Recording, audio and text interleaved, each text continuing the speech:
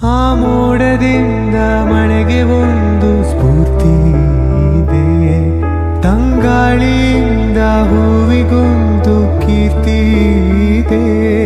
ನಿನ್ನ ಹೃದಯದಲ್ಲಿ ಪ್ರೀತಿ ಇದೆ. ಆ ಕಥೆಗಳೆಲ್ಲ ಕಣ್ಣ ತುಂಬಿ ನೀರಾಗಿದೆ. ಇದು ಮರೆಯದ ಹಾಡು, ಮೌನಗಳೇ ಸಾಕ್ಷಿಗಳು. ಇದು ಮುಗಿಯದ ನೆನಪು, ವಿರಹಗಳೇ ಗುರುತುಗಳು.